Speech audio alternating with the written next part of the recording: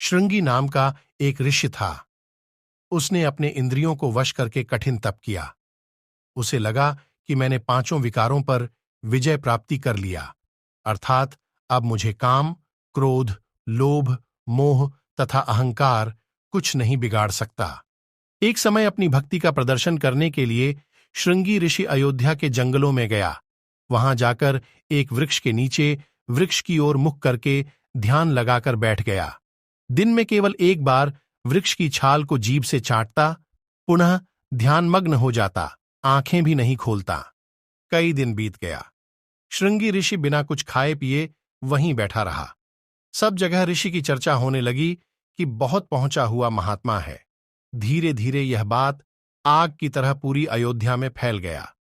अयोध्या के धार्मिक व्यक्तियों ने खीर, हलवा आदि स्वादिष्ट भोजन बनाकर ऋषि के पास ले गया। सोचा ऋषि जी साधना से उठेंगे तो उन्हें खिलाएंगे, परंतु ऋषि साधना से नहीं उठा। राजा दशरथ को यह बात पता चला तो अपनी बेटी शांता तथा रानियों को साथ लेकर ऋषि के दर्शन करने गए, परंतु उस दिन भी ऋषि ने आंखें नहीं खोलीं। उस समय राजा दशरथ की पुत्री शांता 20 वर्ष की थी। राजा दशरथ को और कोई संतान नहीं था। शांता युवा थी।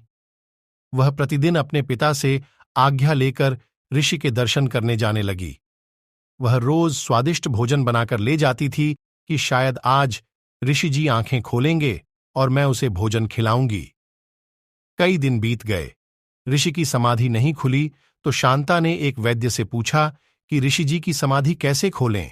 वैद्य ने बताया कि वृक्ष के उस स्थान पर शहद का लेप कर दो जहां पर ऋषि चाटता है।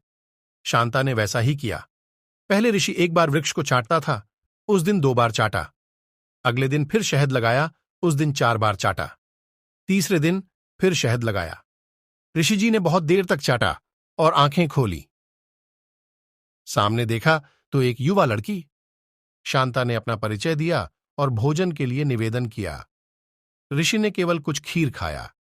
फिर राजा दशरथ को सूचना मिली तो खुद आए और ऋषि को अपने दरबार चलने के लिए निवेदन किया। ऋषि जी तुरंत सहमत हो गए। उस समय राजा दशरथ को केवल एक ही संतान थी, शांता। इसलिए शांता बेटी को ही ऋषि की सेवा करने को कहा। शांता अपनी नौकरानियों से भोजन बनवाकर स्वयं ऋषि को ले जाकर खिलाती और बहुत देर तक परमात्मा की चर्चा करती। राजा दशरथ ने श्रृंगी ऋषि से पुत्र प्राप्ति के लिए याचना की।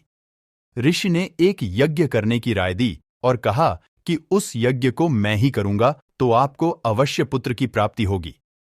शुभ मुहूर्त देखकर 6 महीने आगे का समय रख दिया। तब तक ऋषि शांता के ऊपर इतना मोहित हो गया था कि उसे रहा नहीं गया। ऋषि ने राजा दशरथ से कहा, मैं आपकी पुत्री शांता से विवाह करना चाहता हूं। आर्षि की आयु 40 वर्ष थी तथा शांता की आयु 20 वर्ष। राजा दशरथ की जाति क्षत्रिय तथा श्रृंगी आर्षि ब्राह्मण जाति से थे, जिस कारण से राजा दशरथ धर्म संकट में फंस गया और कोई जवाब नहीं दिया।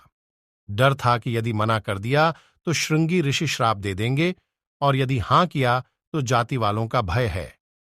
तभी एक ऋषि ने राजा के इस संकट का समाधान निकाला। उस ऋषि ने शांता को गोद ले लिया और अपनी बेटी बनाकर ऋषि श्रृंगी तथा शांता का विवाह कर दिया। श्रृंगी ऋषि शांता को लेकर वन में कुटी बनाकर रहने लगा।